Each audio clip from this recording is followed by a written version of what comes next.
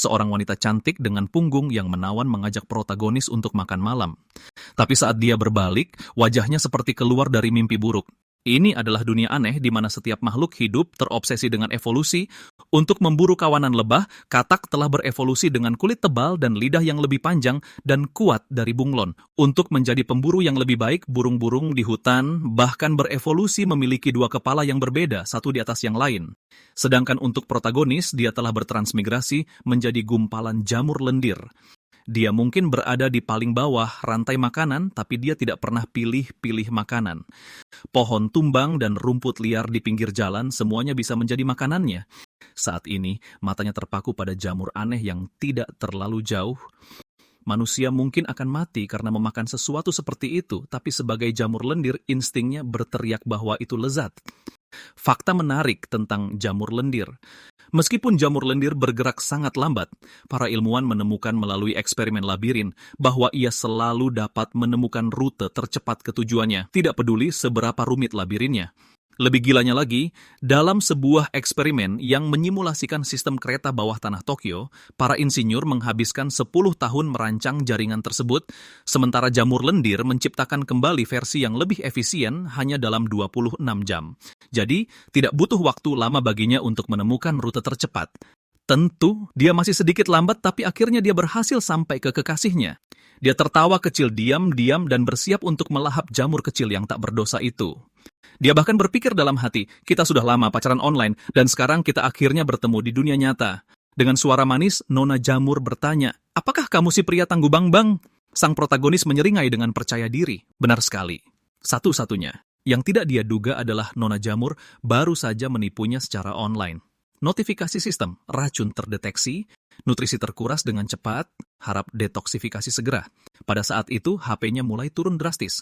Untuk menyelamatkan nyawanya sendiri, dia segera memilih untuk memotong sebagian dari dirinya dan bertahan hidup, menurunkan HP maksimumnya dari 35 menjadi 17. Meski begitu, kemampuan dekomposisinya masih bekerja. Dia mengutuk dalam hati. Baiklah, aku akan melepaskanmu untuk saat ini. Setelah slime ini kembali ke markas dan berkumpul kembali, aku akan kembali untuk ronde kedua. Dengan itu, dia mulai mengurai kayu untuk memulihkan HP. 15 menit kemudian, jamur lendir itu kembali sehat sepenuhnya dan HP maksimumnya telah kembali ke 35. Dia juga menemukan strategi yang bisa diterapkan. Gigit sedikit demi sedikit jamurnya, putuskan koneksi sebelum racunnya bekerja sepenuhnya, lalu urai kayu mati untuk menyembuhkan diri dan ulangi siklusnya. Dia menyebutnya rencana memindahkan gunung. Akhirnya, pada percobaan ke-8-nya, dia berhasil menaklukkan penyihir beracun itu. Dan dengan itu, dia mendapatkan status baru resistensi racun level 1. Dari kelihatannya, ini adalah atribut yang bisa terus naik level. Tetap saja, sang protagonis cukup kecewa. Dia berharap memakan jamur ini akan memberinya banyak expo dan langsung menaikkannya ke level berikutnya. Untungnya, tempat ini lembab dan di mana ada kelembaban. Di situ ada jamur di mana-mana. Naik level hanyalah masalah waktu. Setelah grinding selama 1 jam penuh, dia tidak hanya menaikkan resistensi racunnya ke level 2, tetapi juga mencapai level 5. Kekurangannya adalah selama 24 jam ke depan, jamur tidak akan lagi memberinya XP. Meski begitu, dia tidak berniat menyia-nyiakan jamur-jamur itu. Dia mengemas semuanya sebagai ransum darurat. Dan jika keadaan menjadi sangat buruk, jamur-jamur itu bahkan bisa digunakan untuk melindungi dirinya. Pada dasarnya, prinsipnya sama seperti kepiting di alam yang menggunakan anemon laut untuk mengusir gurita. Tiba-tiba, serangkaian kepakan sayap yang panik datang dari atas. Sekawanan tawon karnivora ganas telah muncul tepat saat protagonis berdoa dalam hati agar mereka tidak memperhatikannya. Sebuah lidah panjang tiba-tiba melesat dari tanah ke udara dan menyambar salah satu tawon dalam sekali telan. Langkah berani itu pada dasarnya adalah deklarasi perang terhadap seluruh kawanan. Namun sang katak sama sekali tidak menunjukkan rasa takut di hadapan mereka. Tawon-tawon itu dengan cepat mengamuk dan melancarkan serangan ganas. Tapi sekeras apapun mereka menyerang, mereka tidak bisa menembus pertahanan katak itu. Pada akhirnya, sang katak memanfaatkan celah yang sempurna dan menyerang balik dengan menelan mereka semua bulat-bulat. Tapi saat protagonis mengira semuanya sudah berakhir, sebuah mulut besar berlumuran darah menerjang lurus ke arah katak itu. Itu adalah burung aneh dengan 2 kepala yang berbeda. Lalu tanpa peringatan, mata burung aneh itu menyipit dan menatap lurus ke arahnya. tepat saat dia pasrah pada kematian dan menyerah untuk berjuang. Makhluk itu malah mengangkat kepalanya tinggi-tinggi, matanya penuh dengan penghinaan dan cemoohan, dan ia mengepakkan sayapnya yang hampir tak berbulu itu sekali. Dan hembusan angin yang mengerikan itu langsung mengurangi 30 HP dari sang protagonis. Pada saat yang sama, burung aneh itu lenyap ke dalam kegelapan di bawah cahaya bulan.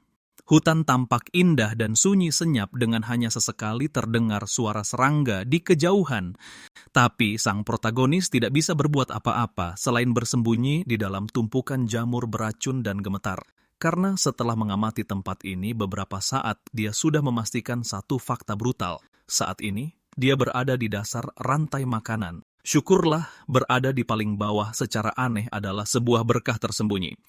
Kesenjangan dalam rantai makanan terlalu besar, jadi dia bahkan tidak layak untuk dimasukkan ke dalam menu monster itu. Dia melihat dengan cermat panel statusnya saat ini, dan kegembiraan karena naik 4 level dalam satu malam langsung lenyap. Sang protagonis sejujurnya tidak tahu bagaimana jamur lendir sepertinya bisa bertahan hidup di hari-hari mendatang. Apalagi untuk bangkit dan menjadi lebih kuat. Semakin dia memikirkannya, semakin lelah yang dia rasakan. Pada saat itu, dia hanya bisa berharap bahwa begitu dia tertidur, dia akan bangun dan mendapati bahwa semua ini hanyalah mimpi. Tapi kemudian, setetes asam perlahan menetes dari jamur beracun di atas kepalanya, dan HP-nya langsung terkena pukulan telak. Rasa sakit terbakar yang hebat membangunkannya seketika, dan pada saat yang sama dia membuka skill baru, Burst, dengan merangsang sitoplasma di dalam tubuhnya secara cepat dan memaksanya melonjak ke satu arah sekaligus, dia bisa menghasilkan ledakan momentum yang kuat. Cooldown saat ini sekali setiap 5 menit. Ketika dia kembali ke tanah dan melihat lebih dekat, dia menemukan bahwa pelakunya sebenarnya adalah siput. Tapi siput ini tidak seperti yang dia ingat karena ia memiliki skill asamnya sendiri. Ia bisa melarutkan jamur dan racun bersamaan untuk memakannya dengan aman. Melihat itu, sang protagonis meledak dalam amarah. Dasar siput busuk, ya. Mencuri jamurku tanpa izin saja sudah keterlaluan, tapi kau bahkan meneteskan air liurmu ke wajahku dan hampir merusak penampilanku. Itu tidak bisa dimaafkan? Menanggapi teriakannya, siput itu hanya mengeluarkan 2 cicitan lembut. Mendengar itu, protagonis mengira siput itu sengaja berakting menyedihkan dan langsung menyuruhnya berhenti bersandiwara. Tapi yang mengejutkan, siput itu mulai gemetar ketakutan dan mengeluarkan 2 cicitan kecil tak berdaya lagi. Melihatnya seperti itu, sang protagonis justru mulai merasa sedikit simpati. Lagi pula, mereka berdua adalah makhluk kecil malang yang berjuang hanya untuk mendapatkan sesuatu untuk dimakan. Apa mungkin dia terlalu kasar? Setelah memikirkannya, dia akhirnya memutuskan untuk melepaskannya. Lagi pula ada banyak jamur di mana-mana. Berbagi sedikit tidak akan membunuhku. Makanlah. Dan siput itu benar-benar menundukkan kepalanya lagi dan mulai menyeruput. Sementara itu, imajinasi sang protagonis sudah menjadi liar. Setelah hari ini, dia dan siput itu akan resmi menjadi rekan satu tim. Naik level bersama, membuka kelas lanjutan bersama, dan pada akhirnya bergabung untuk mengalahkan Raja Iblis. Yap. Jika ingin menjadi kuat di dunia lain, teman seperjuangan sangatlah penting.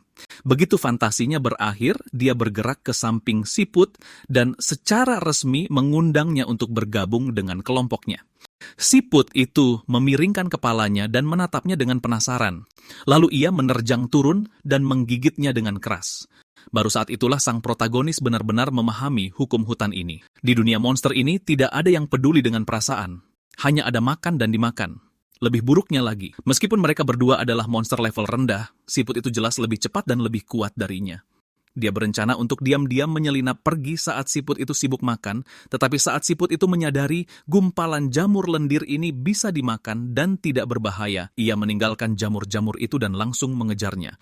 Melihat itu, sang protagonis tanpa ragu-ragu menggunakan semua sisa poin keahliannya pada denyut, berencana untuk mengerahkan segalanya dan akhirnya melepaskan diri dari siput itu selamanya. 1 menit berlalu, lalu 3 menit berikutnya berlalu.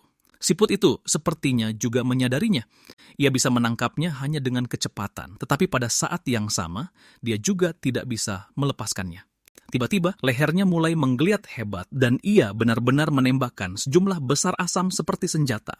Hasilnya brutal. Dia terkena sekali saja dan HP-nya langsung turun 27 poin. Pada saat yang sama, dia membuat penemuan yang tidak terduga. Kesadarannya akan secara otomatis tetap berada di bagian tubuhnya yang lebih besar. Tapi sekarang, jelas bukan waktunya untuk berhenti dan mempelajari masalah itu. Siput itu mengeluarkan serangkaian raungan kicauan yang marah padanya, lalu menghantamkan kepalanya dan mulai melahap tubuhnya dengan gila. Seperti kata pepatah, balas dendam tidak pernah terlambat bagi seekor jamur. Memanfaatkan momen singkat itu, sang tokoh utama mulai menggeliat seperti orang gila, berusaha keras untuk pergi dari sana secepat mungkin. Namun yang mengejutkan, setelah siput itu memakan separuh tubuhnya, ia sepertinya mulai menyukainya dan jelas tidak berniat melepaskannya begitu saja. Lalu sebuah ide tiba-tiba muncul di benaknya. Dia melilitkan salah satu sulurnya dengan erat di sekitar jamur beracun. Segera mengaktifkan keahlian barunya, semburan, dan memasukkannya langsung ke dalam mulut raksasa yang menerjangnya. Hasilnya instan. Dalam sekejap, siput itu langsung keracunan di tempat. Ia merontak kesakitan sejenak, lalu ambruk di hadapannya. Pada saat yang sama, dia naik ke level 6 dan mendapatkan 0,06 poin peningkatan keahlian. Dia langsung merasa lega, jadi itu berhasil. Seperti yang dia duga, makhluk itu punya gigi-gigi tajam, namun tetap bersikeras melunakkan jamur dengan asam sebelum memakannya. Itu hanya bisa berarti satu hal, ia tidak memiliki ketahanan racun sama sekali. Pikiran itu membuatnya tertawa terbahak-bahak. Apapun yang terjadi, slime kecil ini akhirnya mengalahkan monster pertamanya sejak tiba di dunia lain ini. Satu-satunya pertanyaan sekarang adalah kejutan spesial seperti apa yang akan didapat dari mengurai monster. Detik berikutnya, dia muntah. Entah bagaimana, sebagai slime, dia benar-benar muntah. Astaga, rasanya tidak enak sekali. Rasanya asin, asam, dan teksturnya seperti lendir kental, menjijikan sekali. Tetapi ketika dia melihat pemberitahuan sistem, dia tetap merasa tidak rela melepaskannya. Bagaimanapun, kemenangan ini didapat dengan mempertaruhkan nyawanya. Setelah dengan cermat memikirkan kembali semua yang terjadi sehari sebelumnya, dia tahu satu hal yang pasti, dia harus menjadi lebih kuat secepat mungkin. Pilih-pilih makanan, rasa, selera, semua itu tidak penting lagi. Realitas tidak akan membiarkannya pilih-pilih. Selama 10 menit berikutnya, sementara sang protagonis berjuang melawan rasa mual yang tak tertahankan, dia akhirnya selesai mengurai siput itu sepenuhnya. Levelnya melonjak hingga level 7 dan kondisinya pulih sepenuhnya ke puncaknya. Dia mempelajari panel sistem dengan saksama. Poin peningkatan keahlian yang tersisa, Sout Lompat. Keahlian yang bisa ditingkatkan, penguraian level 6, denyut level 4, ketahanan racun level 3. Semburan level 1. Dia memikirkannya lagi. Penguraian berarti makan. Denyut berarti lari cepat. Ketahanan racun berarti lebih tahan menerima serangan. Semburan berarti mempercepat pelariannya. Pada akhirnya dia hanya bisa pasrah menyadari bahwa dia bahkan tidak punya satupun keahlian serangan sejati, tapi mengeluh tidak ada gunanya. Bagaimanapun juga dia hanyalah slime. Selain itu, dengan kekuatannya saat ini, bahkan jika dia punya keahlian menyerang, dia tetap tidak akan berani memprovokasi monster-monster kuat itu. Pada akhirnya, hanya itu cara dia bisa menghibur dirinya sendiri. Setelah memikirkannya, dia menaruh semua poin keahliannya pada denyut karena setidaknya itu bisa membuatnya sedikit lebih cepat dalam melarikan diri. Lalu slime itu mengujinya sendiri dan menemukan bahwa dia bisa bergerak sekitar 20 cm dalam 1 detik jika dikonversi ke kecepatan hanya sekitar 0,78 km per jam. Dia masih sangat lemah. Waktu berlalu dengan cepat dan seminggu kemudian dia telah sepenuhnya menguasai seni bersembunyi. Kehidupan selama minggu itu cukup biasa tetapi tabungannya hampir habis dan pada akhirnya hanya cukup untuk menaikkannya 2 level lagi. Tetap saja, dia pada dasarnya telah mengetahui semua sifat inti dari tubuh slime-nya. Sudah waktunya mencari markas baru. Setelah membulatkan tekadnya, dia memutuskan untuk mengisi persediaan dengan benar untuk terakhir kalinya sebelum berangkat. Keahlian eksplorasi. Dengan meratakan tubuhnya dan menyebarkannya menjadi untayan tipis yang tak terhitung jumlahnya, dia bisa mencari ke berbagai arah sekaligus. Semakin tinggi HP-nya, semakin banyak sitoplasma di dalam dirinya, dan semakin luas area yang bisa dijangkaunya. Tak lama kemudian, dia sudah menyebarkan tubuhnya dengan cepat ke segala arah. Sistem segera mengirimkan pemberitahuan. Berhasil menangkap 3 jamur putih disimpan di dalam tubuh. Sistem mengirimkan pemberitahuan lain, berhasil menangkap 6 jamur rumput kecil disimpan di dalam tubuh. Setelah menjadi lebih terampil dalam mengendalikan tubuhnya, dia sekarang bisa menyimpan barang di dalam dirinya atau bahkan menjelajahi dan mengurai pada saat yang sama, yang sangat meningkatkan tingkat keberhasilan penguraian. Tepat saat sang protagonis berhasil menaikkan ketahanan racunnya ke level 4, sistem tiba-tiba memberinya peringatan lain. Target tidak dapat diurai, rasa sakit yang tajam menghantamnya setelah itu, dan HP-nya langsung turun 9. Dia dengan cepat melirik sulur yang telah meleleh dan segera tahu persis siapa yang dia temui lagi. Gelombang asam lain datang menerjangnya. Dan tepat saat dia masih merasa sedikit bangga dengan seberapa cepat dia menyadari siput itu juga tidak bisa diremehkan. Sepertinya ada perbedaan nyata antara individu dari spesies yang sama. Sial baginya. Dia sudah tahu kelemahan spesies ini. Jadi dia hanya memilih untuk saling bertukar serangan. Dan pada akhirnya, siput ini juga dikalahkan dengan serangan balasan jamur beracun. Berikutnya adalah bagian yang paling dibenci, protagonis, penguraian. Tapi hadiah dari mengurai monster dan jamur terlalu bagus untuk dilewatkan. Namun saat dia bersiap-siap untuk melanjutkan, suara gemerisik samar datang dari rerumputan di depan. Ketika dia melihat 2 antena panjang, dia pikir siput lain telah muncul, tetapi yang merangkak keluar sebenarnya adalah kelabang berkaki pisau yang tebal dengan mudah 4 atau 5 kali lebih tinggi darinya. Menyadari keadaan memburuk, sang protagonis segera mencoba menjatuhkannya dengan jamur beracun, hanya untuk melihat jamur itu terbelah menjadi 2 dalam sekejap. Kemudian makhluk itu mengeluarkan jurus andalannya, cekikan 100 kaki. Saat itulah dia tiba-tiba menyadari sesuatu. Oh, jadi tidak semua hal di sini bisa menindasnya dengan begitu mudah. Sebagai slime, dia secara alami benar-benar kebal terhadap serangan pedang. Begitu dia mengetahuinya, dia dengan cepat mengincar jenis mangsa yang paling cocok untuk dia buru. Sayangnya, dia masih tidak bisa mencapai tawon-tawon yang terbang di atas kepala atau mereka akan menjadi makanan yang cukup lezat. Meski begitu, dengan memanfaatkan sifat itu, dia dengan cepat menaikkan levelnya hingga ke 13 dan semua keahliannya meningkat secara signifikan. Tetapi saat pemeran utama pria mulai berfantasi untuk berkembang seperti ini selamanya dan akhirnya naik ke puncak rantai makanan, sebuah kolam tiba-tiba terlihat. Dia segera memutuskan untuk menjelajahi air. Bagaimanapun, air adalah sumber kehidupan, jadi pasti ada banyak sumber daya yang tersembunyi di sana. Tetapi saat dia menurunkan sebagian tubuhnya ke dalam air, tubuhnya mulai membengkak dengan cepat. Ternyata, sebagai organisme bersel tunggal, berendam di air tawar menyebabkan tubuhnya mengembung. Secara sederhana, itu adalah masalah tekanan osmosis. Menyadari hal itu, dia tidak punya pilihan selain menyerah pada rencana eksplorasi bawah airnya untuk saat ini. Lalu, tiba-tiba, seekor kepiting raksasa muncul dari air. Dia dengan hati-hati memeriksa bentuk dan penampilannya beberapa kali. Dan kenangan akan daging kepiting lezat dari kehidupan sebelumnya langsung muncul di benaknya. Setelah sekian lama memakan serangga, pikirnya, akhirnya aku bisa mentraktir diriku sendiri dengan makanan sungguhan. Dengan pemikiran itu, dia segera mengirimkan permintaan pertemanan yang sangat ramah kepada kepiting itu. Namun, kepiting itu tidak mudah untuk dibodohi. Sebaliknya, ia memanjat pilar batu di tengah kolam, sambil terus-menerus mengeluarkan gelembung dari mulutnya. Melihat itu, sang protagonis memutuskan untuk tidak membuang waktu lagi di sini. Akan selalu ada cara untuk mengatasi kepiting itu, seperti menguraikan jamur beracun dalam cairan dan membuang airnya ke dalam kolam. Namun yang mengejutkannya, kepiting itu menyerang lebih dulu. Pistol air gelembung memiliki tekanan yang sangat tinggi dan satu tembakan melubangi tubuhnya, membuatnya kehilangan 25 HP seketika. Yang terjadi selanjutnya adalah rentetan tembakan tanpa henti. Untungnya ada pohon yang tidak terlalu jauh. Kalau tidak, dia pasti sudah tamat di sana.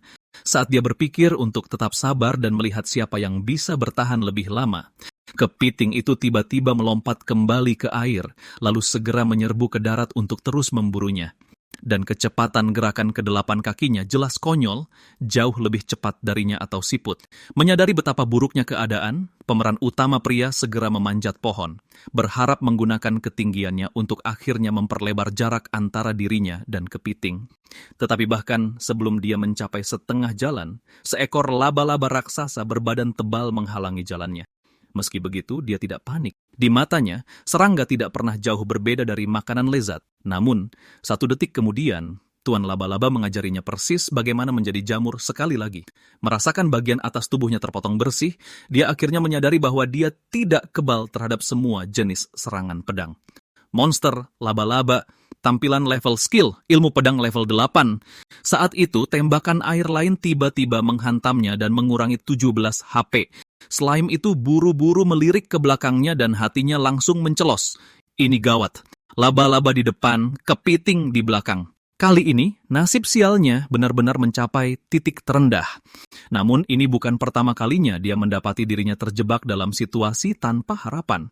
Detik berikutnya, ledakan air lain datang menderu ke arahnya, tetapi kali ini dia menggunakan sifat unik tubuhnya untuk menghindar dengan gesit dan membuat tembakan itu mengenai monster laba-laba di depannya.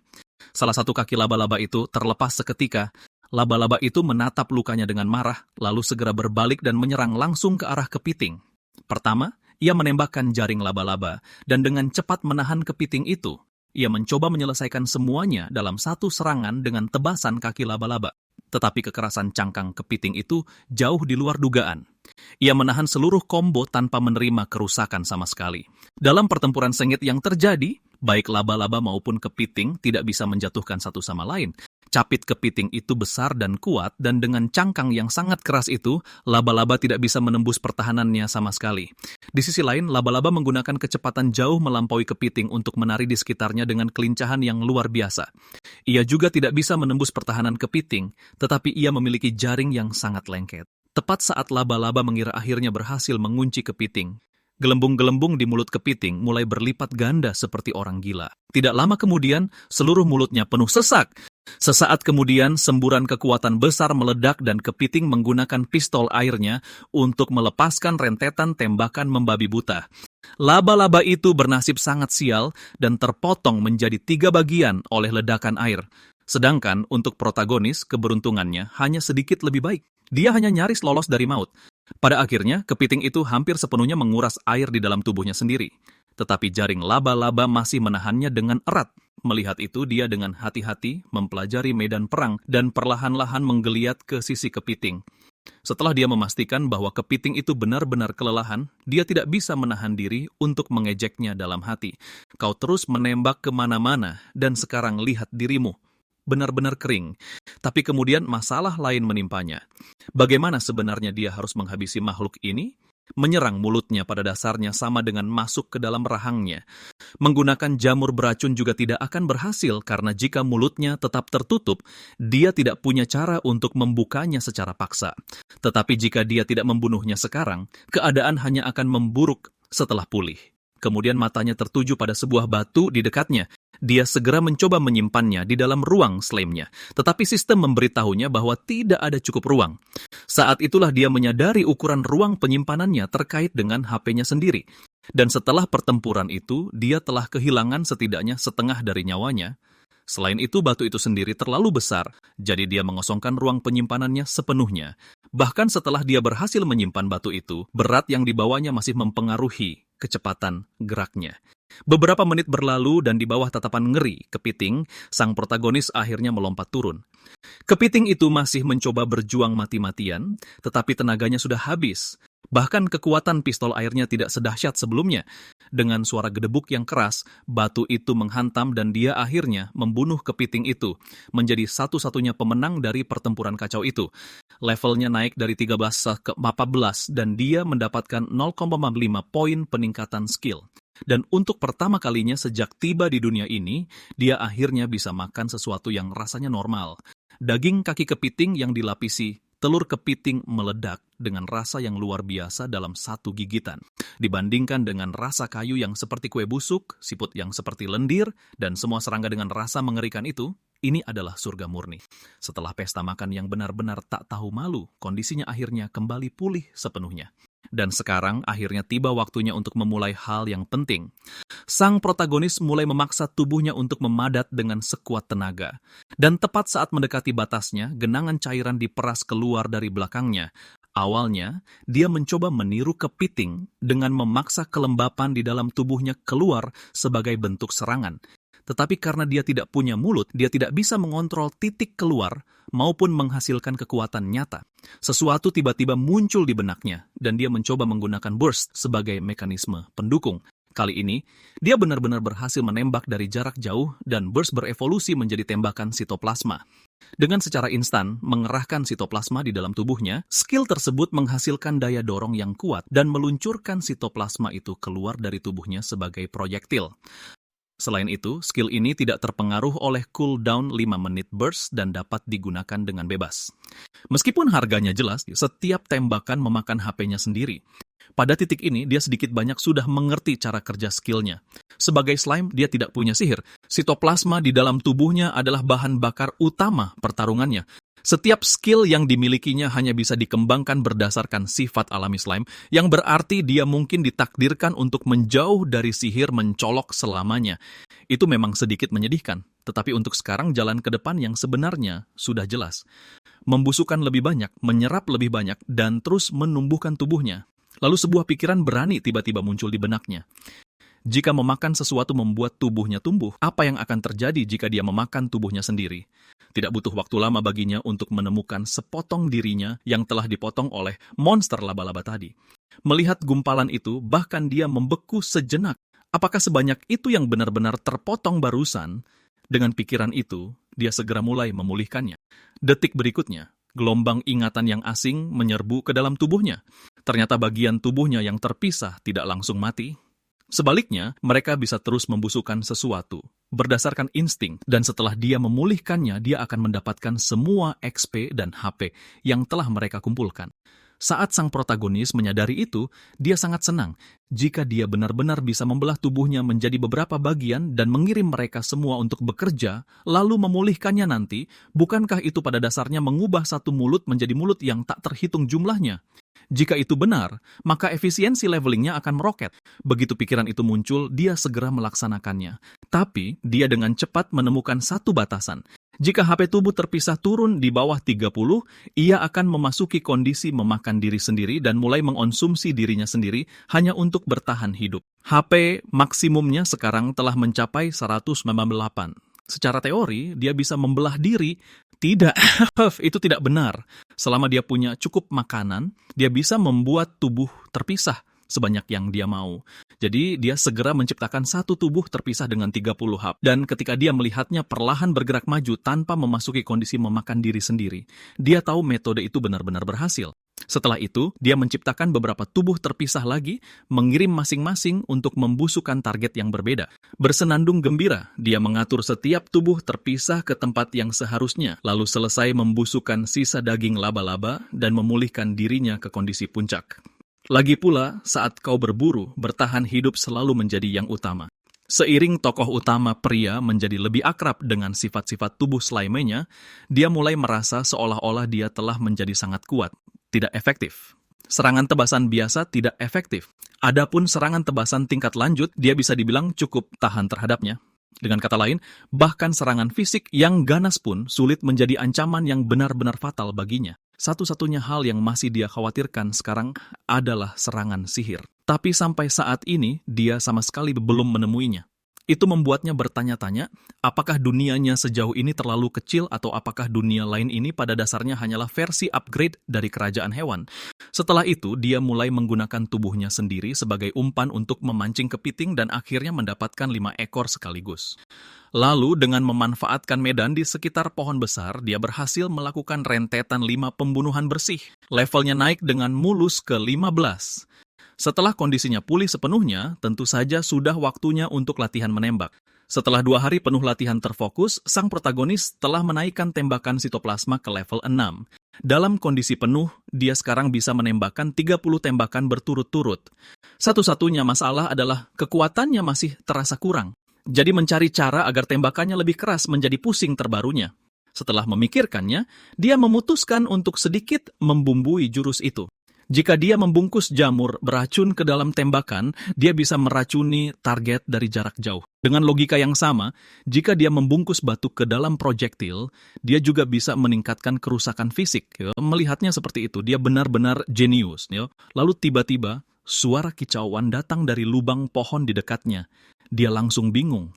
Seekor burung, tapi kenapa bercahaya? Seekor kunang-kunang. Karena penasaran, dia memutuskan untuk melihat lebih dekat dan melihat apa itu sebenarnya. Tak lama kemudian, seekor burung hantu setengah transparan dengan cahaya redup di seluruh tubuhnya masuk ke dalam pandangannya. Saat itu, pikiran yang tak terhitung jumlahnya melintas di benaknya. Akhirnya muncul juga.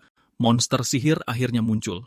Namun burung hantu itu sama sekali tidak memilih untuk mengejarnya, karena sebenarnya itu hanyalah skill sihir, penglihatan bersama. Pada saat yang sama, seorang gadis di kejauhan menggunakan penglihatan bersama untuk mengamati segala sesuatu di sisi ini. Pria di sampingnya bertanya apa yang dia temukan, dan dia dengan santai menjawab, "Tidak banyak, hanya monster kecil yang sedikit aneh." Tapi pria berkerudung di belakang mereka mengerutkan kening, nadanya menjadi curiga. Ada yang tidak beres. Kita belum bertemu satupun monster level tinggi sepanjang jalan ini. Mendengar itu, gadis itu menepuk-nepuk tunggangan di bawahnya. "Little Steelback, cium lebih hati-hati dan tuntun kami ke jalan keluar." Pada saat yang sama, pria pirang di samping mereka merendahkan suaranya dan berkata, "Kita bahkan tidak bisa mencapai ketua guild melalui komunikasi sihir." Rasanya seluruh tempat ini telah disegel sepenuhnya. Dibandingkan dengan mereka bertiga yang berjalan-jalan dengan santai, tokoh utama pria praktis lari menyelamatkan diri. Dia memilih sisi seberang kolam sebagai zona aman sementaranya. Kemudian dia melontarkan dirinya ke depan dengan sekuat tenaga menggunakan momentum. Dan dengan bantuan tembakan sitoplasma, dia benar-benar berhasil melakukan lompatan kedua di udara. Pada saat selesai, dia telah menghabiskan 80 HP penuh. Dan setelah beberapa menit berlari panik, dia akhirnya berhenti di tempat yang dia yakini cukup aman. Sang protagonis tidak bisa menahan diri untuk bergumam pada dirinya sendiri. Itu benar-benar membuatku takut setengah mati.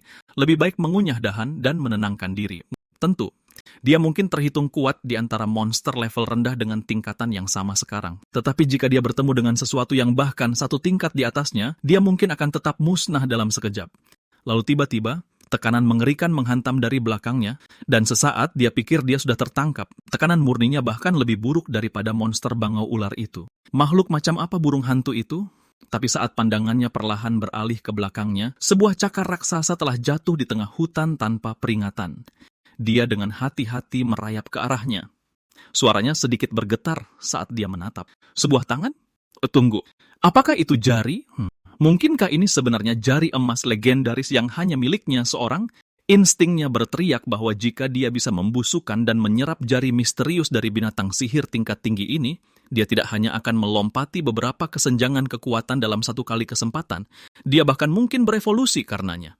Berpikir seperti itu, dia segera mencoba membusukkan jari monster itu.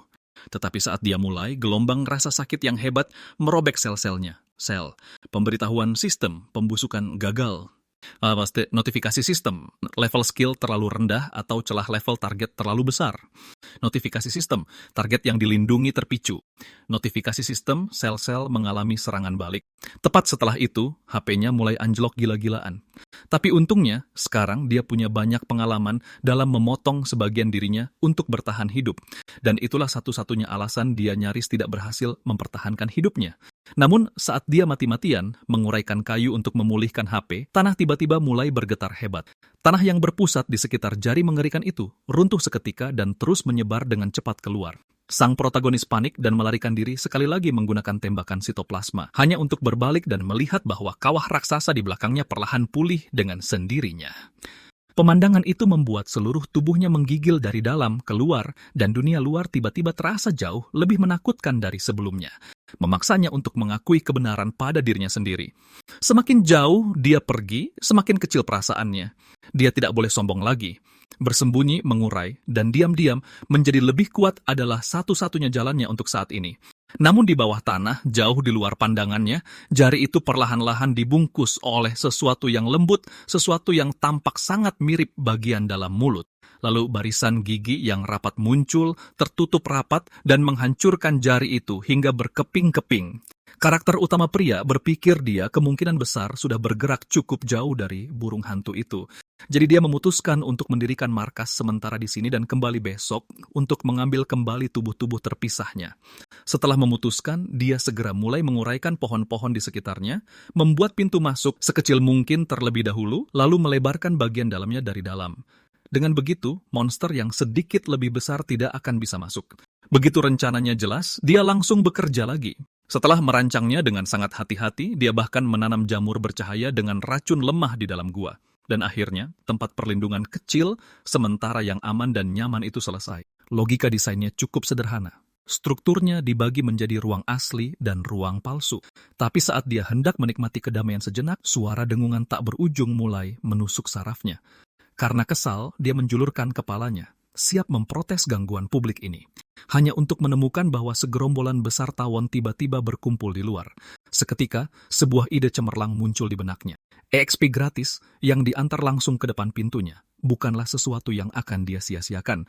Detik berikutnya, salah satu tawon langsung dibunuh olehnya.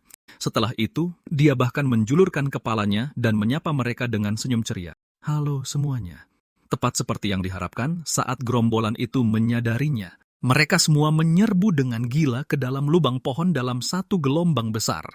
Yang tidak mereka ketahui adalah bahwa karakter utama pria pada dasarnya adalah segumpal lem serangga hidup yang lengket saat ini. Jadi, begitu tawon-tawon itu terbang ke dalam lubang pohon, mereka praktis menyerahkan diri kepadanya secara gratis.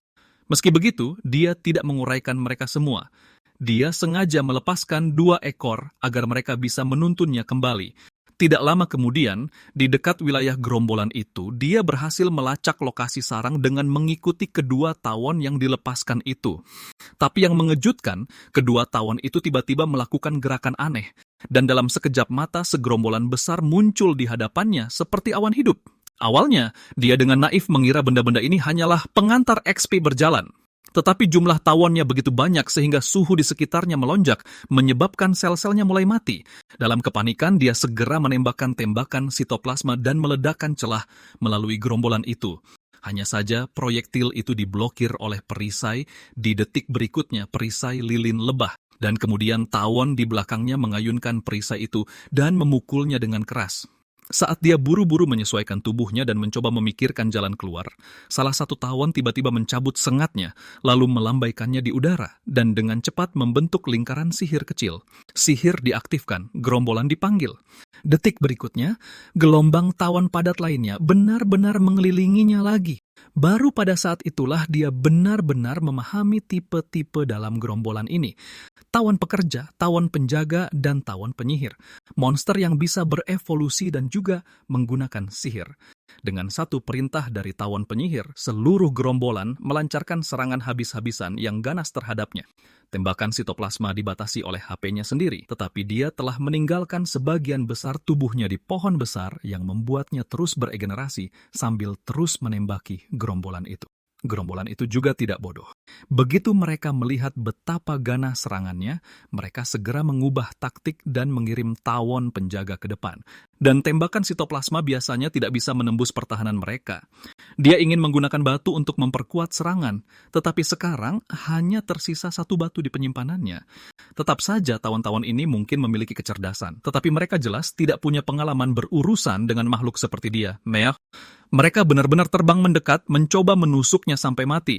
Bagi sang protagonis, itu pada dasarnya adalah hadiah karena saat dia kehabisan amunisi, gerakan nekat itu langsung memberinya 4 tombak tawon dan 1 sengat tawon. Jika penyimpanannya tidak begitu terbatas, dia bisa mengambil lebih banyak lagi. Detik berikutnya, tembakan sitoplasma yang disempurnakan melesat dan menembus lurus perisai lilin lebah dan tawon penjaga di belakangnya. Tawon penyihir langsung panik dan buru-buru memerintahkan mundur, tapi dia hanya mendengus dingin. Mundur? Jadi sekarang kau akhirnya tahu betapa berbahayanya jamur ini. Tetapi pada saat berikutnya, tawon penyihir mengangkat sengatnya lagi. Segumpal madu perlahan mulai berkumpul di udara, dan saat dia menatapnya dengan minat serakah, seutas api tiba-tiba menyulut madu itu. Sihir pemula, tembakan percikan. 1 pukulan itu saja membuat HP-nya anjlok sebesar 70. Melihat serangannya berhasil, tawon penyihir segera mempercepat perapalan mantranya. Dia bisa terus menguraikan kayu untuk menyembuhkan diri, tetapi sihir api adalah lawan yang berat baginya. Dan madu itu juga memiliki efek percikan. Tidak mungkin dia bisa memenangkan pertarungan ini. Jika dia ingin bertahan hidup, dia harus lari. Namun, tepat ketika karakter utama pria akhirnya menemukan celah dan bersiap melancarkan serangan diam-diam, tawon penyihir, yang sekarang sudah sangat akrab dengan semua pola serangannya setelah pertarungan sebelumnya, menyuruh 2 tawon penjaga memperkuat diri dengan sihir dan memblokir serangan itu bersama-sama. Pada akhirnya, Serangannya tetap gagal menembus perisai lilin lebah lapis ganda. Melihat itu, dia merasa seperti 10.000 herbivora berlarian di kepalanya. Mereka bahkan bisa saling memberi buff, itu sama sekali tidak adil. Parahnya lagi, tawon penyihir itu sama sekali tidak punya jiwa sportif dan segera merapal pemanggilan gerombolan lagi. Segera, sekelompok tawon berperut bulat yang bersinar dengan cahaya, redup perlahan merangkak keluar dari sarang tawon penghancur diri. Dan seperti namanya, apa yang mereka lakukan selanjutnya benar-benar gila. Mereka terbang lurus ke arahnya dan meledakkan diri tanpa ragu sedikit pun. Tawon itu melihat bahwa dia masih belum mati dan hanya jatuh dengan canggung ke dahan pohon. Jadi tawon penyihir segera memberi perintah lain. 2 tawon pekerja maju tanpa ragu dan menggergaji dahan itu sampai putus. Tepat setelah itu, tawon penghancur diri yang tak terhitung jumlahnya mengerumuninya dan mengelilinginya lagi. Pada saat yang sama, tawon penyihir dengan cepat merapal sihir pemula, tembakan percikan sekali lagi. Detik berikutnya, kedua serangan. Mematikan itu menghantamnya bersamaan, bertekad untuk menghancurkannya menjadi debu selamanya. Tetapi ketika asap tebal akhirnya mulai menghilang, tawon penyihir dengan hati-hati memeriksa gumpalan hangus di tanah. Ia masih tidak merasa aman dan segera memerintahkan tawon penjaga untuk mengawasi sekeliling dengan ketat. Lalu, tiba-tiba, ketakutan melintas di wajahnya. Pada saat itu, sang protagonis sudah diam-diam menyelinap ke bawah sarang. Dengan hanya tawon pekerja yang tersebar di dekatnya, tidak mungkin mereka bisa menghentikannya lagi. Kenyataannya adalah sejak awal, saat jamur kecil ini merentangkan tubuhnya ke batang pohon untuk mengurai dan memulihkan diri, dia juga diam-diam merentang lebih dalam, membuat jalan rahasia menuju sarang mereka. Kemudian, ketika gerombolan itu memojokkannya di belakang batang pohon, dia membakar sebagian besar HP-nya untuk membuat tubuh terpisah dan menggunakannya sebagai umpan. Benar saja, gerombolan itu memusatkan semua serangan mereka pada tubuh terpisah itu, sementara dia menyelinap ke dalam terowongan dan diam-diam memindahkan dirinya ke sarang. Saat dia menyentuh sarang dengan ringan, dia mengaktifkan skill eksplorasinya tanpa ragu-ragu, dan dalam sekejap dia sudah menyelesaikan infiltrasinya ke seluruh bagian dalam sarang. Ruang penyimpanan makanan, tempat pembibitan hangat, tempat para larva dibesarkan, cadangan madu yang terisi penuh. Dan akhirnya, di dalam sebuah ruangan besar yang terbuka, dia menemukan lokasi Ratu Sarang, sang Ratu Tawon. Pada saat kawanan itu bergegas kembali, semuanya sudah terlambat. Sang protagonis telah berhasil menyandera ratu mereka, jangan bergerak. Ratu kalian sekarang ada di tanganku. Namun yang mengejutkannya, Ratu Tawon itu tidak takut sedikit pun dan malah langsung memberikan perintah kepada kawanannya. Saat penyihir tawon mendengar perintah ratu, ia pun langsung memberi perintah untuk menyerang. Melihat itu, matanya menjadi dingin dan dia langsung mengerti bahwa tidak ada lagi ruang untuk negosiasi. Detik berikutnya, dia menghancurkan kepala Ratu Tawon hingga menjadi serpihan daging yang hancur. Pada saat yang bersamaan, setiap unit dalam kawanan itu bereaksi seolah tersambar petir. Mereka semua jatuh ke tanah dan mulai kejang tak terkendali. Notifikasi XP yang tak ada habisnya membanjiri pandangannya dan levelnya melonjak dari 15 langsung ke 17. Dia awalnya mengira mungkin bisa bernegosiasi dengan mereka, tapi tampaknya bahkan dengan hierarki sosial, monster level rendah tetap mengikuti insting di atas segalanya. Kegelapan malam perlahan menyebar ke seluruh hutan. Sekali lagi, setelah proses dekomposisi tanpa henti yang panjang, dia akhirnya mencapai batas perolehan dari dekomposisi tawon.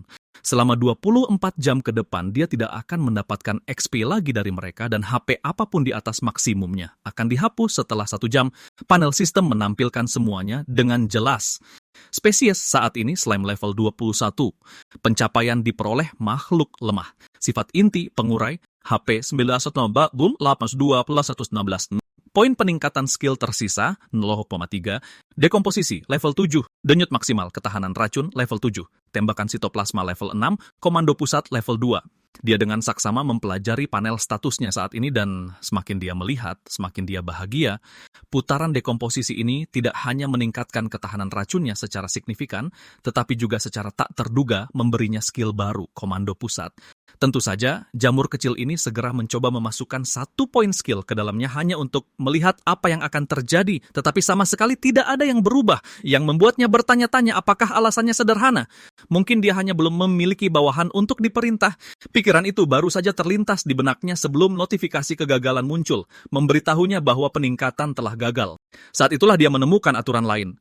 Mulai sekarang, dekomposisi tidak bisa lagi dinaikkan levelnya dengan poin skill dan hanya bisa berkembang melalui kemahiran. Dia awalnya ingin memaksimalkannya dengan sengaja agar bisa berspesialisasi dalam membersihkan mayat, tetapi tampaknya skill rasial tidak bisa ditingkatkan dengan cara itu.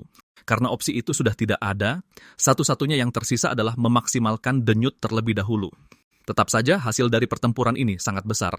Seiring dengan meningkatnya HP-nya, ruang penyimpanan slime di dalam tubuhnya juga meluas, dan madu di depannya juga merupakan harta karun.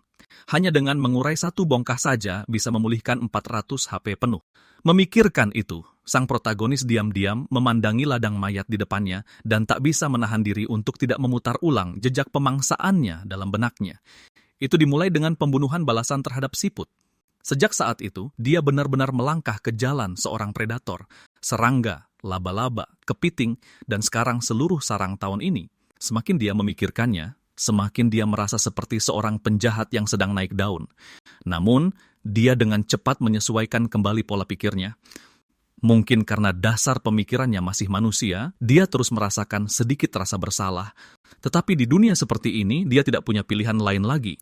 Di sini, jika kau bukan pemburu, maka kaulah mangsanya. Yang kuat memangsa yang lemah.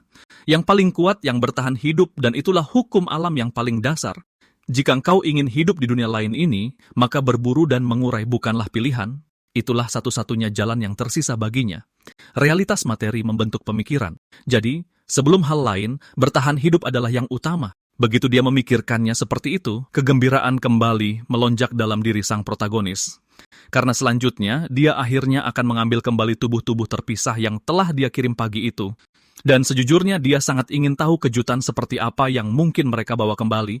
Kemudian, saat bepergian, dia tiba-tiba tertarik pada api terang di kejauhan. Pikiran pertamanya hampir seketika adalah manusia. Lagi pula, api terbuka biasanya merupakan salah satu tanda paling jelas dari aktivitas manusia. Benar saja, memang ada manusia di dekat api. 3 dari mereka sedang duduk di sana sambil berbicara. Cole sedang berbaring di tanah saat dia bertanya, "Nia, apa kau benar-benar tidak khawatir duri-duri itu akan menusukmu jika kau bersandar pada babi itu?" Nia dengan lembut mengelus bulu tunggangannya dan menjawab, "Tidak apa-apa." Saat dia santai, bulu-bulu si kantong baja kecil sebenarnya cukup lembut. "Kau bekerja keras hari ini. Besok aku akan tetap mengandalkanmu untuk membantu kami menemukan jalan keluar." Di samping, Hawk berbicara dengan nada bersalah yang jelas dalam suaranya. "Kita datang ke sini untuk mencari ketua guild dan pada akhirnya kita malah tersesat. Sebagai pemimpin tim, aku tidak bisa lari dari tanggung jawab." Nia, Cole, maafkan aku. Tapi Cole jelas tidak berpikir ini salah Hawk sama sekali. Komunikasi sihir benar-benar terputus. Tidak ada satupun jejak monster level tinggi. Dan seluruh hutan terasa seperti berubah menjadi labirin. Tidak ada yang bisa memprediksi begitu banyak hal aneh terjadi. Jadi Kapten Hawk, berhentilah menyalahkan dirimu sendiri. Kita masih belum menemukan ketua guild, tapi belum perlu panik. Bagaimanapun, dia adalah salah satu dari 3 yang terkuat di antara para pemimpin dari 8 guild besar. Setelah kita menemukan jalan kembali besok, kita bisa melaporkan semua yang ada di sini ke gereja. Mendengar itu, Hawk tampak sedikit lebih tenang. Kekuatan ketua guild tidak perlu dipertanyakan lagi, tentu saja. Tapi masalahnya adalah dia telah hilang selama 2 tahun penuh. Selalu ada desas-desus bahwa guild kita dicurigai oleh gereja. Dan secara kebetulan, ketua guild datang ke sini hanya setelah menerima misi yang ditugaskan secara pribadi oleh Paus. Ketua guild yang mereka bicarakan adalah Gorn, pemimpin dari guild 100 Gaya. 10 tahun yang lalu, ketua guild Gorn mendirikan guild 100 Gaya. Tidak seperti guild lain dengan persyaratan masuk yang ketat, guild 100 Gaya tidak peduli tentang ras, kelas, atau level. Selama seseorang percaya pada semangat inti guild, yaitu tidak ada penindasan, tidak ada pelecehan, dan tidak ada kejahatan, mereka dipersilakan untuk bergabung. Lebih penting lagi, setiap kali Gorn memimpin perburuan monster, sumber daya yang didapat dibagikan secara adil di antara semua anggota untuk membantu semua orang tumbuh bersama. Itulah tepatnya mengapa Guild 100 Gaya menjadi terkenal, karena kemurahan hati dan persatuannya dengan cepat bangkit menjadi salah satu dari 8 guild besar. Justru karena Guild 100 Gaya berkembang terlalu cepat, rumor menyebar bahwa mereka mulai menarik kecurigaan gereja. 2 tahun lalu ketua Guild Gorn hanya memberitahu mereka bahwa dia sedang menuju ke hutan rawa untuk sebuah misi, dan setelah itu tidak ada kabar lagi darinya. Tanpa perlindungan ketua guild, 2 tahun terakhir ini sangat brutal. Anggota dibajak satu persatu. Yang lain pergi begitu saja, dan Guild 100 Gaya yang dulu berjaya kini telah terdesak ke jurang kehancuran. Gorn pernah mengakui bakat Hawk dan memberinya kesempatan. Jadi Hawk membentuk tim ini untuk mencari jejak ketua guild. Namun pada akhirnya hanya Nia dan Cole yang menjawab panggilannya. Untuk itu, Hawk benar-benar berterima kasih kepada mereka berdua. Mendengar itu, Nia dengan cepat mencoba menghiburnya. Jangan berkata seperti itu. Jika ketua guild Gon tidak mendirikan guild 100 gaya, seseorang dengan kelas khusus sepertiku tidak akan pernah menjadi petualang. Cole menjawab dengan nada menggoda. Benarkah? Tapi dengan kemampuanmu mengendalikan monster tingkat menengah, mungkin ada banyak guild yang berebut untuk merekrutmu sekarang. Jika sesuatu benar-benar terjadi pada ketua guild Gorn, sepertinya kau tidak akan kesulitan menemukan rumah barumu. Nia jelas tidak akan membiarkannya dan langsung menyuruh Cole untuk diam dan tidur. Melihat itu, Cole dengan bijak mengalihkan pembicaraan. Baiklah, anggap saja aku tidak pernah mengatakan apapun. Sementara itu, sang protagonis tetap bersembunyi diam-diam di rerumputan menguping pembicaraan mereka. Sayangnya, jaraknya masih membuatnya sulit untuk mendengar semuanya dengan jelas. Guild, gereja, slime itu tidak bisa sepenuhnya memahami apa yang mereka katakan, tapi satu hal yang jelas baginya. Mendapatkan informasi tentang pembangunan dunia dari manusia sangatlah penting. Dengan pemikiran itu, sang protagonis diam-diam merentangkan sebagian tubuhnya lebih dekat, berniat menggunakan dirinya sebagai alat penyadap hidup. Namun yang mengejutkan, dia baru saja bergerak sedikit lebih dekat sebelum Cole langsung menyadarinya. Ada monster. Detik berikutnya, Cole merapalkan tombak es dan bongkahan es besar muncul dari tanah dan menusuk lurus menembus tubuh terpisah si slime. Lebih parahnya lagi, efek sihir itu terus menyebar dari tubuh terpisah itu ke tubuh utama sang protagonis. Begitu mereka mendengarnya, Nia dan Hawk sama-sama melompat dan waspada mengamati area sekitar. Tetapi Cole tetap tergeletak malas di tanah, memberitahu mereka untuk tidak khawatir karena monster itu sudah ditangani. Kemudian Little Steelback berjalan ke tubuh terpisah itu dan mengendus sebelum menghancurkannya bersama tombak es dalam satu gigitan.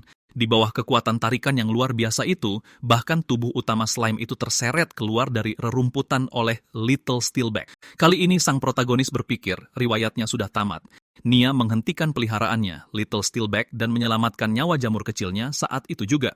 Dia sedikit merendahkan tubuhnya dan berkata pada Little Steelback, jangan membunuh tanpa alasan. Ini hanyalah monster kecil yang kebetulan lewat. Dia tidak berbahaya, jadi lepaskan. Sambil berbicara, dia menyendok slime itu ke tangannya dan seluruh suasana tiba-tiba menjadi sangat lembut. Nia menatap slime yang berada di telapak tangannya dan merasakan keakraban yang aneh seolah-olah dia pernah melihatnya di suatu tempat sebelumnya. Jadi dia bertanya dengan lembut, monster kecil, maukah kau membuat kontrak monster denganku? Mendengar itu, sang protagonis sangat terharu, dia hampir meleleh di tempat. Dia sama sekali tidak tahu kenapa seorang gadis bisa menyukai slime. Tetapi pada saat itu, dia benar-benar merasa gadis itu adalah seorang malaikat.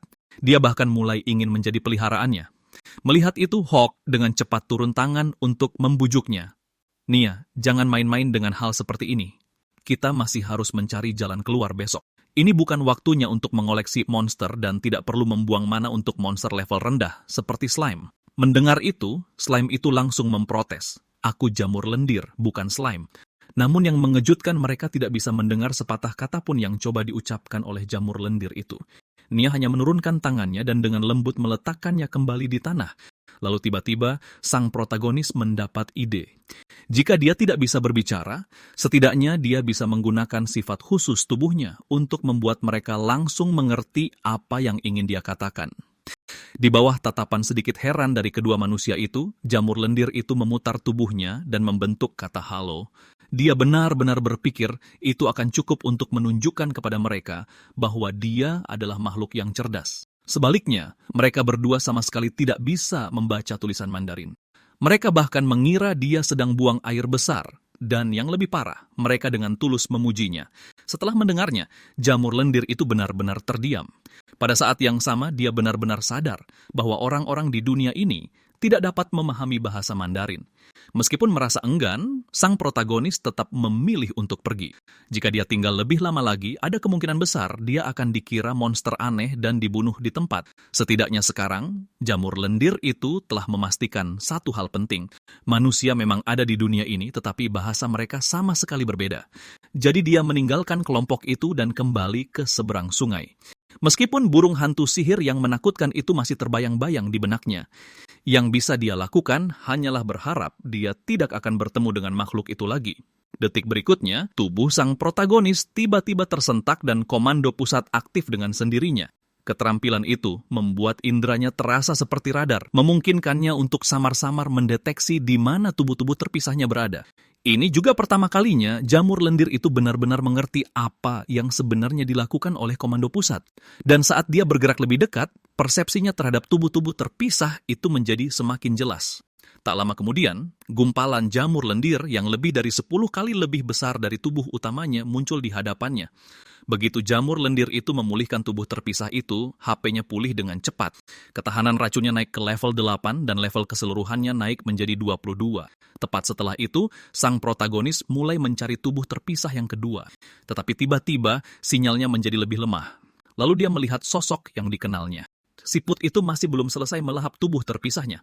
Melihat itu, sang protagonis menembakkan tembakan sitoplasma dan mengirimnya langsung ke alam baka. Melihat tubuh terpisah yang gemetar di sampingnya, hati jamur lendir itu hampir hancur. Oh, bayiku yang malang, kau sudah cukup menderita. Ayah di sini untuk membawamu pulang. Tetapi saat sang protagonis mendekati tubuh terpisahnya, sebuah lidah panjang tiba-tiba keluar dari tumpukan jamur dan langsung merebut tubuh terpisah itu. Katak itu bahkan tampak senang saat menikmati rasanya. Melihat itu, jamur lendir itu gemetar karena marah karena baginya itu tidak ada bedanya dengan melihat seseorang memakan tubuhnya sendiri di hadapannya. Detik berikutnya, tembakan sitoplasma ditembakkan lagi dan mengenai tepat di kepalanya. Namun yang mengejutkan, lidah katak itu luar biasa cepat dan sensitif. Di saat-saat terakhir, lidahnya berhasil mencegat serangan itu. Mungkin pukulan itu membuat katak sadar bahwa dia bukan mangsa yang mudah karena ia langsung berbalik dan melompat ke dalam air. Tidak mungkin, jamur lendir itu akan membiarkannya kabur begitu saja. 3 tembakan sitoplasma lagi menyusul tepat di belakangnya. Tetapi saat dia melihat batu-batu itu tenggelam ke dalam air, rasa frustrasi sang protagonis memuncak karena sadar dia benar-benar tidak punya cara yang baik untuk menghadapi makhluk itu saat ini. Tetapi saat itu, katak itu tiba-tiba melompat keluar dari air lagi. Melihat itu, sang protagonis langsung sangat gembira. Jadi kau melompat keluar lagi? Benar, katak adalah amfibi dan butuh udara. Kalau begitu, mari kita lihat bagaimana kau lari kali ini. Namun yang mengejutkan, katak itu sama sekali tidak muncul untuk bernapas. Dia kembali untuk memburu slime itu. Meski begitu, ia jelas meremehkan kecepatan menghindar sang protagonis saat ini dan malah memberi slime itu celah sempurna untuk menyerang balik. Batu itu menghantam kepala katak dan muncratkan darah. Sementara itu, sang protagonis menggunakan sifat unik tubuhnya untuk melakukan sesuatu seperti di film Spider-Man, menggantungkan diri dari dahan terdekat untuk menghindari dipaksa ke posisi pasif lagi. Merasakan kerusakan pada matanya yang buta, amarah katak itu langsung berkobar dan ia menyerang lurus ke arah slime tanpa sedikit pun mempedulikan pertahanan. Sayangnya, slime itu sudah kehabisan batu dan peluru yang ditembakkannya setelah itu hanya menjadi makanan yang diantarkan langsung ke musuh. Detik berikutnya, katak itu berhenti tepat di bawah protagonis dan lidahnya melesat keluar seperti peluru meriam, langsung menempel erat ke tubuh slime itu. Namun, saat ia dan protagonis terkunci dalam tarik-menarik yang sengit itu, cabang di atas mulai berderit di bawah tekanan yang tak tertahankan. Tak lama kemudian, cabang itu benar-benar mencapai batasnya. Slime itu akan ditelan utuh-utuh. Protagonis tiba-tiba mendapat ilham dan dengan kasar memutar cabang yang tersangkut di ujung tubuhnya. Menggunakan tolakan itu untuk menabrak langsung menembus tengkorak katak dalam satu serangan brutal. Melihat tubuh katak itu jatuh dengan cepat, menabrak langsung ke air, slime itu akhirnya menghela napas lega. Namun sang protagonis sedang meratapi bahwa dia tidak punya cara untuk masuk ke dalam air dan menguraikan katak itu.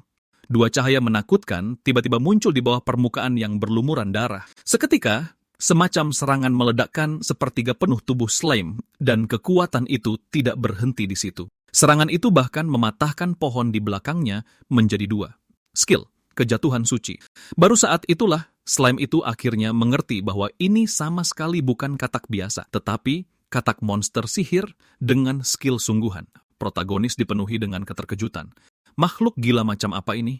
Detik berikutnya, darah merembes dari mata katak yang seperti kristal dan mengkristal di udara, melepaskan kekuatan yang cukup untuk menghancurkan seluruh batang pohon dalam satu pukulan.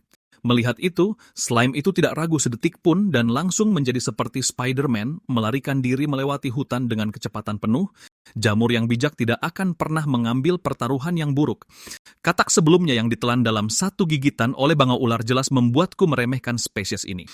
Mungkinkah ini benar-benar kasus lain dari perbedaan skill antar individu? Tepat saat dia memikirkan itu, protagonis melirik ke belakang dan menyadari bahwa katak itu entah bagaimana sudah menerjang tepat di belakangnya.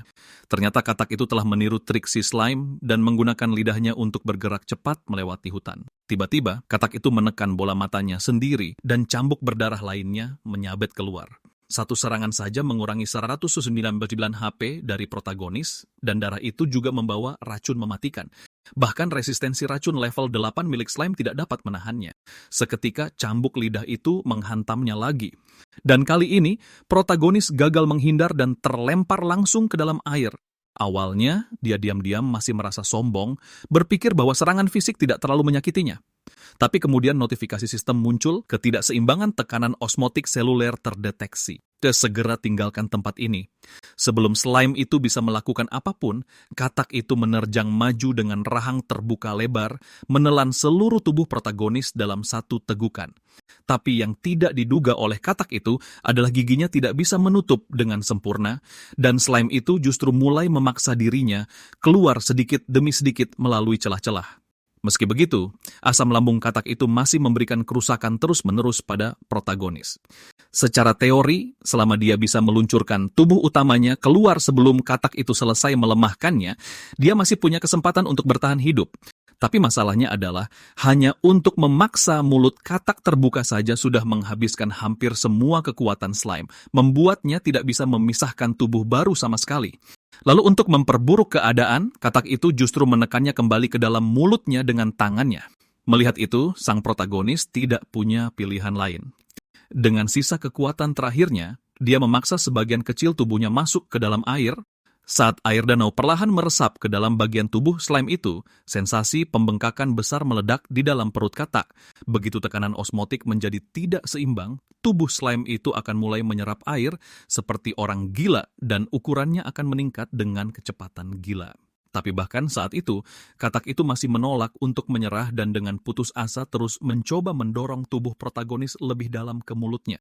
Karena situasi sudah menjadi pertarungan hidup atau mati, slime itu pun mengerahkan segalanya dengan panik membakar madu yang tersimpan di dalam tubuhnya.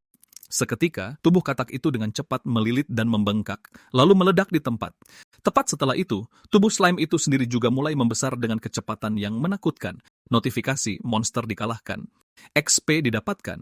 Notifikasi materi asing terurai. Antibodi didapatkan. Merasakan ukuran tubuhnya yang sangat besar saat itu, sang protagonis sejujurnya sedikit kewalahan. Notifikasi regulasi tekanan osmotik max didapatkan. Notifikasi HP saat ini sebatas lotates 1924.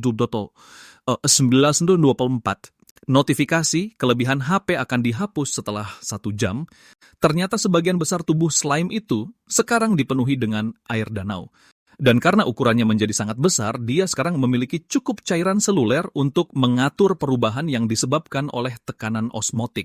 Melihat HP 10.000 lebih yang akan segera hilang itu, protagonis segera menyadari dia harus memanfaatkan setiap nilai dari peningkatan kekuatan sementara ini. Lagi pula, ini adalah sesuatu yang dicapai slime dengan mengosongkan seluruh tabungannya. Dengan tubuh yang luar biasa besar ini, protagonis tiba-tiba mendapatkan ide cemerlang. Ingat game di mana kau berguling-guling dan menyerap semuanya menjadi bola lengket raksasa? Tak lama kemudian, sejumlah besar monster sihir air diuraikan oleh slime itu. Meski begitu, meskipun dia telah beradaptasi dengan tekanan osmotik, bergerak di dalam air masih memiliki hambatan yang luar biasa dan slime merasa sangat sulit untuk bergerak secara efisien. Monster sihir tipe ikan itu juga sangat lincah. Tentu, protagonis masih bisa menangkap beberapa dari mereka dengan mengandalkan ukurannya yang besar, tetapi membuang-buang waktu di sini sama sekali tidak sepadan. Setelah memikirkannya, slime itu memutuskan untuk menuju ke darat dan berburu di sana saja dengan berguling. Bahkan tidak ada sehelai rumput pun yang tersisa. Lalu 2 monster sihir seperti berang-berang yang baru saja selesai menangkap ikan, tiba-tiba muncul di depan protagonis. Slime itu bahkan menyapa mereka dengan hangat. Halo? Detik berikutnya, kedua monster berang-berang itu ditelan utuh-utuh oleh slime ini. Meski begitu, protagonis tidak benar-benar memakan mereka. Dia hanya mengambil ikan yang mereka tangkap. Lagi pula, ada banyak sumber daya di sekitar, jadi tidak perlu membunuh semua yang terlihat. Monster sihir yang lucu bisa diampuni untuk saat ini. Mungkin itu adalah bukti kecil terakhir bahwa slime ini masih memiliki jiwa manusia di dalamnya. Tepat setelah itu, seekor tupai memasuki bidang pandang protagonis. Tapi tidak seperti dua monster berang-berang tadi, makhluk ini jelas memiliki kekuatan ofensif yang serius. Beberapa bola api melesat dan jika slime ini 1 jam yang lalu mencoba menahannya secara langsung, dia kemungkinan besar akan terbunuh seketika. Sial bagi tupai itu, slime saat ini memiliki 10.000 HP yang menakutkan. Detik berikutnya, tupai itu benar-benar dihancurkan oleh protagonis. Pada saat sosoknya muncul kembali, yang tersisa hanyalah kerangka kering. Di tempat lain di hutan, seekor monster sihir seperti kadal tiba-tiba terlempar.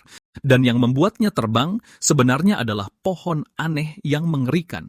Dan kadal raksasa itu mengeluarkan suara gemuruh rendah dari tenggorokannya dan menghentakkan kakinya dengan keras ke tanah. Aliran asam melesat lurus ke arah pusat pohon aneh itu. Lapisan luar pohon itu dengan cepat meleleh, memperlihatkan sesuatu yang tersembunyi di dalamnya. Gumpalan yang sangat mirip dengan slime. Seketika, gumpalan slime itu melesat keluar dan menabrak pohon basswood lain. Segera setelah itu, pohon basswood mulai berubah dan tumbuh. Melihat ini, kadal raksasa itu merendahkan tubuhnya ke posisi menyerang, mengaktifkan serbuan buas, dan melesat lurus ke arah pohon basswood yang telah berubah.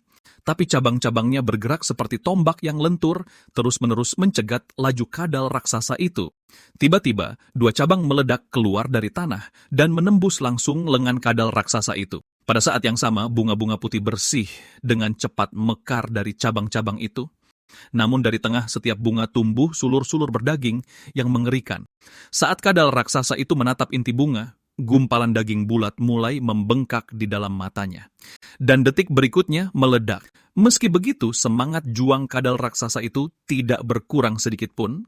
Sebaliknya, ia menggunakan kesempatan itu untuk melepaskan diri dari kungkungannya.